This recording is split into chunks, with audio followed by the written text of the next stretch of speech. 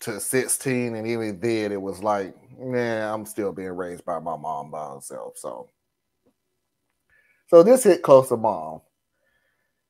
Choosing between my mother and my wife.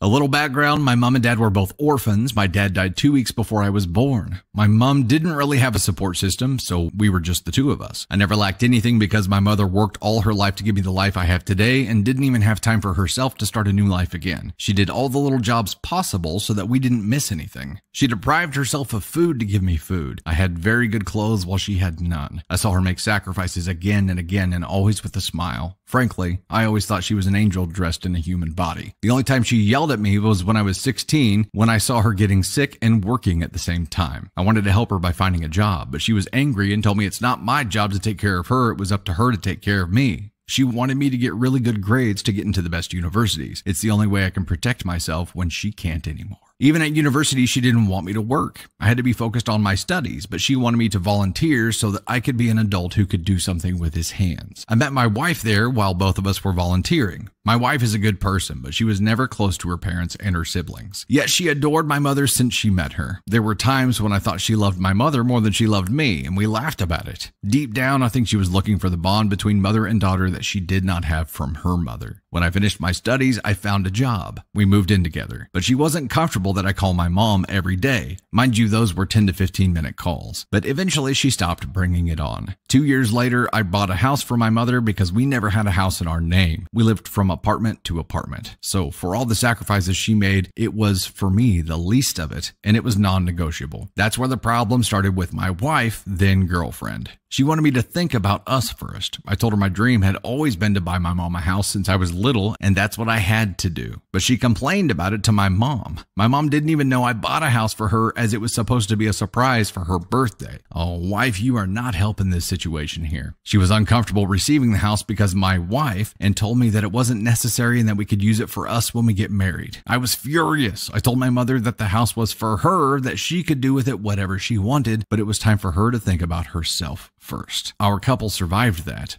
We got married and then we had our own house. Our life was going well until 2 months ago when my mother fell ill. I wanted her to come live with us so that I could take care of her, but my wife didn't want to. I then decided to rent an apartment with my own money right next to our house so that I could be close to her and go there to take care of her. But even that idea didn't sit well with my wife. Me and my wife don't have children yet. We both work. I usually come home at 6 p.m. But since my mother is sick, I go to see her and come home at 8 p.m. On weekends, I see her for 1 or 2 hours, and the rest of the time I spend with my wife. We go on dates. I always accompany her in her hobbies, even though she never went to mine. 2 days ago, she told me that she thought about it and she thinks I prioritize my mother too much. She told me that I had to choose between my mother and the life I want to build with her. The truth is that I never made her feel that way. We both work, but I'm the one who cooks, and I pay a person to do the housework. I make sure I do the dishes she likes. She didn't even know what I like to eat because I never complain. I run her baths, give her massages, flowers. I read her poems. That I hide in the house somewhere for her to find out. We go on a trip 1 weekend a month. I earn much more money than her. I told her to keep her money for herself, and I take care of all the bills, even hers. I always make sure to listen to her and consider her opinion, and I think I am easygoing because I can change my mind to accommodate hers. But I realize that she tries to completely dominate me, and the only subject where I don't give her a choice is my relationship with my mother. So there, I'm going to have a talk with her and put some very clear boundaries. If she doesn't want to, well, we're going to divorce. Just want to get it off my chest. Okay. I'll let you go first on this one, Theus. Oh, okay. Well, everything dude said makes sense. It's cool. Unfortunately, this hits a little closer home just because of not the same way it does for you, Marlon, but for just dealing with somebody who's just selfish and self-interested, and for all their positive qualities, they're lazier than a motherfucker. But anyway, so that can be tough. So I mean, yeah, but I mean, what he was doing, to me, it makes perfect sense. I don't understand how he elevated this woman from girlfriend to wife when they were having these issues while she was still girlfriend. But you can't go back. You can only go from where you are, and they'll either work it out or they won't. You know what I'm saying? But what's not gonna happen is me turning back on the only on my mama. You know what I'm saying? Which is kind of interesting, you know what I'm saying? Because I'm forecasting into some of the shit that you about to say, and I'm like, just everybody remember positions when we were talking about the crazy home invasion mama now, but but I'm just saying, you know, this doesn't make him a mama's boy, does it? To me, it just means that he's trying to repay his mother a measure of what she has done for him, right? To me, I'm old school. I was taught that your parents sacrificed while you were young so that you can sacrifice when they're old. And it kind of reciprocates in roles, you know? But I don't know. That's all I had. Okay, let me go for the first time ever on this show. Let me go forwards to go backwards. I always say let me go backwards to go forward, but let me go forward so I can go back. Dude, you was painting a really rosy picture of yourself almost at the end of it, which kind of had me like, and I'm gonna tell you why that bothers me a little bit. But you was just painting yourself like I cook the dinner and I give her flowers and I give her poetry and rub her feet and I'm in her hobby, she's not in mine, and blah blah blah and everything else. Like, so let's eliminate the mom out of this picture. So really, you doing everything and she doing nothing? Because that's the picture that you're painting. Because even if the mama had nothing to do with this story, nothing, still a messed up balance. It's still a messed up balance. You're doing everything, she's doing nothing. He's paying for all the bills. She keeps the money that she makes. Dude, the reason I'm getting on you for this is because it was unnecessary for you to do this. You are paying your mother back. Period. Like, I wish I could say I'm not holding this conversation with you, but you made the girlfriend the wife. The girlfriend, I would never would have held this conversation with my girlfriend about I have the money to buy my mom a house. I'm buying my mom a house. Well, we should think about us. You know what's amazing about the human brain? You actually could do two things at the exact same time. It's amazing how that happens. It's amazing how I can take care of my mama and think about us at the same time. Not in her world, though. And that's why I can't figure out how this woman became a wife. But I digress. Yeah, I know how it happened. I digress. It is what it is. Like Thea says, we have to start from where we at, not where we was. So now the wife don't want the mom moving in. I can see that. Some people just don't want to take on that responsibility. Your responsibility, whether you like it or not, dude, is not your responsibility. It becomes you two's responsibility. She's the wife. She stays in that house. It becomes both of you responsibility. You can't just share only in the good things in life. You got to share the bad things, the problematic things, the business input, everything. You have to share into it. And she's not willing to take on that responsibility. Whatever her reason is, because you also said that she wasn't close to her family. So she don't know what family dynamic is. She's never brought up in it. And we don't know what that family dynamic is because there is a family dynamic of every man for themselves. She may have been brought up in that. You get yours, I get mine, we done. The only time I see you... Or you do nice things for people, but you don't have to take ownership of them, you know? Yeah. There's people like that too. Yeah, it's what there is a family dynamic of,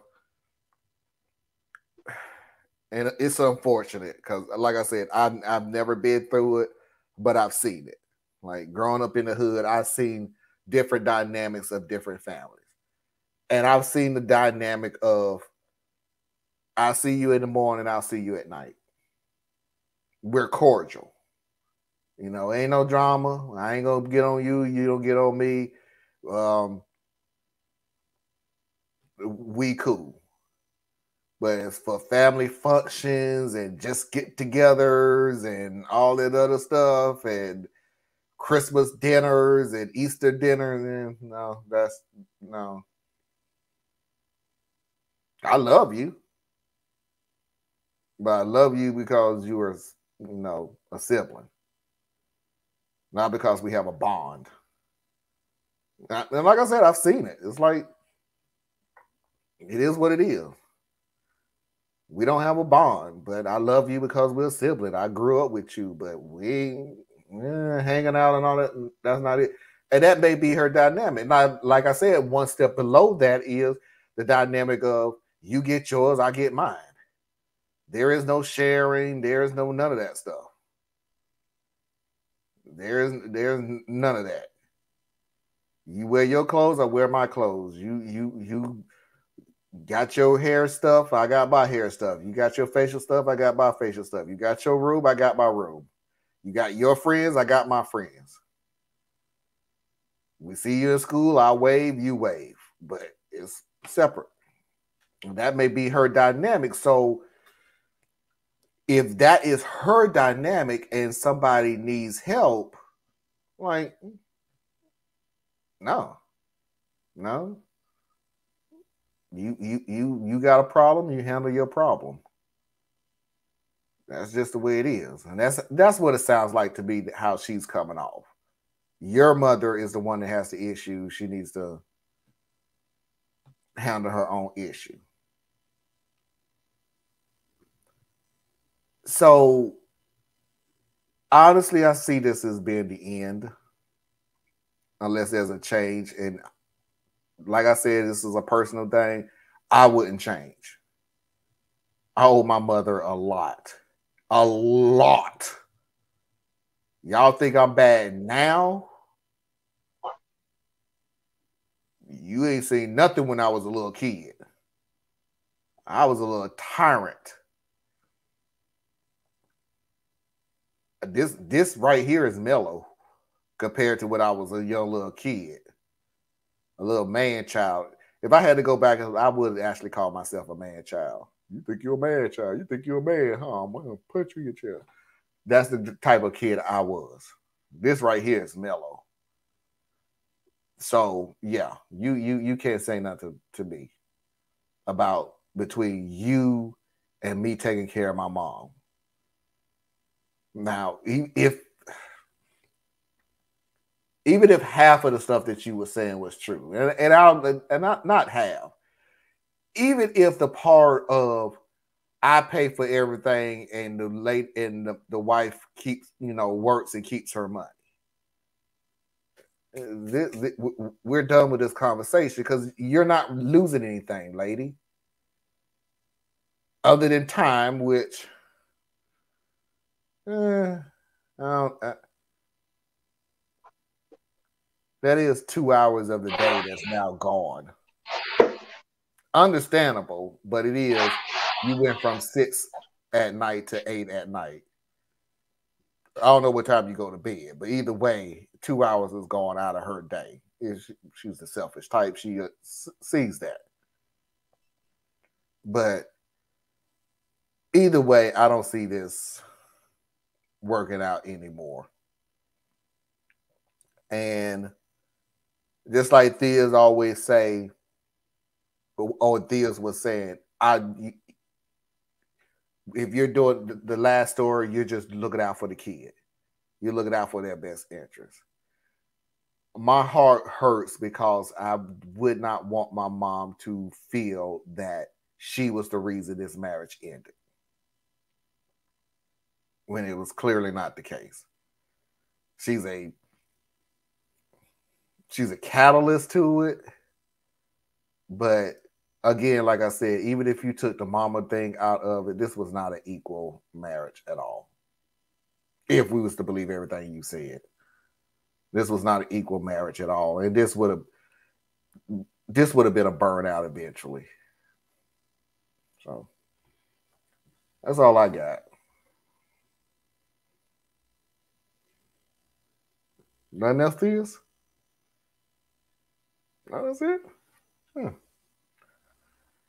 All right, here's the second story, and I'm not even gonna rile everybody up. And I apologize for the way these videos look. My computer has been acting up. I think I finally got it fixed, and it was my fault, by the way, that it was messed up to begin with. But unfortunately, I already downloaded the video, and I didn't want to go back and try to rummage through this again because I'm lazy and I have a 3-day weekend coming up, and I'm just not going to do it. So the video is not important. You can listen to it, but I'm sorry. Sorry, everybody. I got comments. I don't trust this storyteller. He listed his attributes as if he's perfect and she's totally selfish. That alone turns me off to him. And like I said, there was that the last part of the video was sort of like, boy, you paint yourself in a real pretty picture there. I call lies not real at all.